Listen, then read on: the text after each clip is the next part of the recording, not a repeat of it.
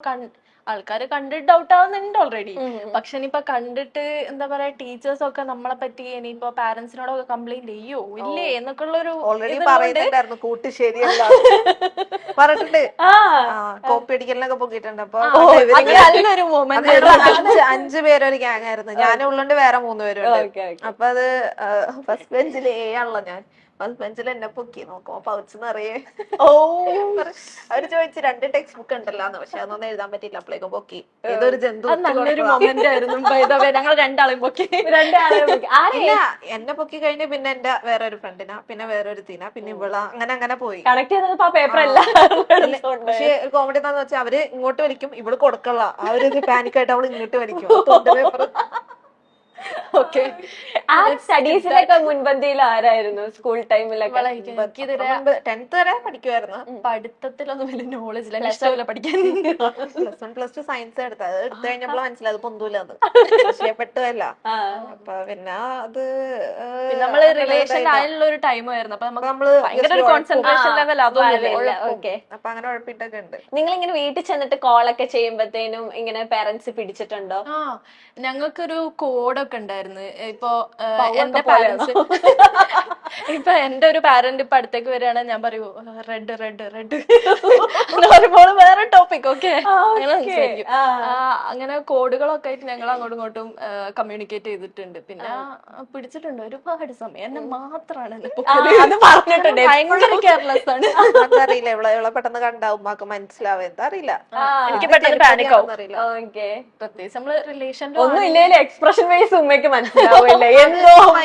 നമ്മളെ പെട്ടെന്ന് പാരന്റ്സിന് ഉമ്മമാർക്ക് പെട്ടെന്ന് മനസ്സിലാവും. അത് ഭയങ്കര ഒരു ഇത് നമുക്ക് മനസ്സിലായത് നമ്മുടെ എക്സ്പീരിയൻസിലൂടെയാണ്. അല്ല, നിങ്ങൾക്ക് എങ്ങനെ ഫോൺ? ഇപ്പൊ യൂഷ്വലി നിങ്ങൾ മുസ്ലിം ഗേൾസിന് ഫോൺ ഭയങ്കര സ്ട്രിക്റ്റ് ആണല്ലോ.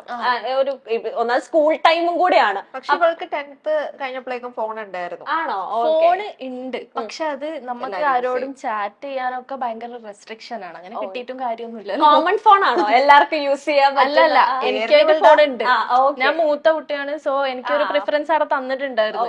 ഫോണ് തന്ന്. പക്ഷെ ഇപ്പൊ ഞാന് ഇവളോട് ചാറ്റ് ചെയ്യുന്നത് ഓൾക്ക് ആർക്കും ഇഷ്ടമല്ലായിരുന്നു. അപ്പൊ അങ്ങനെ ഒരു കാര്യങ്ങള് ഒക്കെ ഉണ്ട്. ഈ ആദ്യമൊന്നും വീട്ടുകാർക്ക് അറിയില്ലല്ലോ നിങ്ങൾ തമ്മിൽ റിലേഷൻ ആസ് എ ഫ്രണ്ട് എന്ന രീതിയിലല്ലേ, ബെസ്റ്റ് ഫ്രണ്ട്സ് എന്ന രീതിയിൽ. ഏത് പിടിച്ചതിന് ശേഷം പെട്ടെന്ന് തന്നെ ഉമ്മയ്ക്ക് മനസ്സിലാവുമായിരുന്നു? കാരണം അവർക്ക് ഇത്രയും നോളജ് ഉണ്ടോ? അവരിങ്ങനെ ചിന്തിക്കില്ലല്ലോ. ഇപ്പം ഒന്നാമത് ഇപ്പൊ തന്നെ ഉള്ള സൊസൈറ്റി നമ്മളെല്ലാം ഇങ്ങനെ ഇതിനെ പറ്റിയൊക്കെ പഠിച്ചു വരുന്നുള്ളൂ. അപ്പൊ ആ ഒരു കാലഘട്ടത്തിലുള്ള പേരന്റ്സിന് ഇതിനെപ്പറ്റി ഒരു ഐഡിയ ഉണ്ടാവില്ല. അപ്പൊ എങ്ങനെ ഉമ്മയ്ക്ക് മനസ്സിലായേ നിങ്ങൾ രണ്ടുപേരും പ്രണയത്തിലാണെന്നൊക്കെ? ഇപ്പൊ മനസ്സിലായത് എങ്ങനെ വെച്ചാൽ ചാറ്റ് പിടിക്കുമ്പോ ഒബ്വിയസ്ലി നമ്മള് റിലേഷനിലാണെങ്കിൽ മനസ്സിലാവില്ല. ആദ്യം വിചാരിച്ചത് ഒരു ആൺകുട്ടീനോടെ ചാറ്റ് ചെയ്യുന്നതാണ്. നോക്കുമ്പോ നമ്മള് മക്കത്തൊക്കെ പോകുമ്പോൾ പിക്സ് കയ്യിൽ ഷെയർ ചെയ്ത് വെക്കും. കാരണം അതില് എന്തെങ്കിലും ഷെയർ അതിലുണ്ടാവുമല്ലോ, നഷ്ടാവില്ല. അപ്പൊ അതിലൊക്കെ നോക്കുമ്പോ ഓക്കെ ഞാനാണ് ആള്. പിന്നെ തുടങ്ങി. പിന്നെ എന്താ കൊറേ തെറി കാര്യങ്ങളൊക്കെ പറഞ്ഞു. ബിക്കോസ് ഓൾക്കത് ഫസ്റ്റ് കാര്യമാണ്. എന്റെ മോള് is getting attracted to another girl. അത് ഓൾക്ക് തിരെ ആക്സെപ്റ്റ് ചെയ്യാനേ പറ്റുന്നില്ല. ഓക്കെ, അപ്പം തൊട്ട് എന്താ വേറെ കല്യാണം ആലോചിക്കാം, വേറെ ആളാ നോക്ക് നിനക്ക് അതൊക്കെ പറ്റുവോ, അങ്ങനെയൊക്കെ. ലൈക് പിന്നെ എനിക്കൊന്ന് രോഗമാണ് അങ്ങനെയൊക്കെ പറഞ്ഞു. സോ ഞാൻ എക്സ്പ്ലെയിൻ ചെയ്തു, ഞാന് മനസ്സിലാക്കാൻ ശ്രമിച്ചു. ബട്ട് നോ, ഒന്നുമില്ല. സോ ഞാൻ ലീവ് ചെയ്ത്. ആദ്യത്തെ മക്കളുമാണല്ലോ, അപ്പൊ അവർക്ക് കുറെ എക്സ്പെക്ടേഷൻസും കാര്യങ്ങളും ഉണ്ടാവും. പക്ഷെ ഇപ്പുറത്തോട്ട് മനസ്സിലാക്കണം. അല്ലാതെ ഒരാള് മാത്രം ഒരാളുടെ മേലുള്ള എക്സ്പെക്ടേഷൻ വെച്ചിട്ട് അവർക്കൊരു ഡ്രീം ഉണ്ട്. ആ ഒരു ഡ്രീമിലൂടെ പോവണം, കല്യാണം കഴിക്കണം, ഇന്ന ആളെ കല്യാണം കഴിക്കണം. പക്ഷെ നമുക്കൊരു ഡ്രീം ഉണ്ടല്ലോ. സോ എക്സ്പെക്ട് ചെയ്യാം, പക്ഷെ അതിനൊരു ലിമിറ്റ് ഉണ്ട്. മറ്റേ ആൾ ഓക്കെ ആണോ എന്നുള്ളൊരു സംഗതി അവിടെ ഒരു കമ്മ്യൂണിക്കേഷൻ അല്ലാതെ ഞാൻ പറയുന്നത് നീ കേൾക്കണം, അത് പ്രശ്നം ഉണ്ടാവും. അതെ അതെ, സത്യം. ഇപ്പം നൂറ വന്നപ്പോഴാണല്ലോ നൂറയുടെ ഒരു ക്രഷും കാര്യങ്ങളും. അപ്പൊ ഇപ്പൊ നൂറ വന്നില്ലായിരുന്നെങ്കിൽ ഇങ്ങനത്തെ ഒരു പ്രണയം അല്ലെങ്കിൽ ഇങ്ങനത്തെ ഒരു ഇത് സംഭവിക്കുമായിരുന്നു ആദിലയുടെ ലൈഫില്? അത് അറിയില്ല എനിക്ക്. ഡിപ്പെൻസ് അല്ലേ. നമുക്കിപ്പോ ഞാനിപ്പോ ഓളെ ലൈഫിലോ ഓളെന്റെ ലൈഫിലോ വന്നിട്ടില്ലെങ്കിൽ ഒബിയസ്ലി നമുക്ക് ചിലപ്പോ വേറെ റിലേഷൻ ഉണ്ടാവുമായിരിക്കാം, അല്ലെങ്കിൽ ഡിപ്പെൻസ്. നിങ്ങൾ ഒരുമിച്ച് ഇരിക്കുമ്പോ ആലോചിച്ചിട്ടുണ്ടോ നീ അന്ന് എന്താ വന്നില്ലായിരുന്നെങ്കിൽ ഞാനിപ്പോ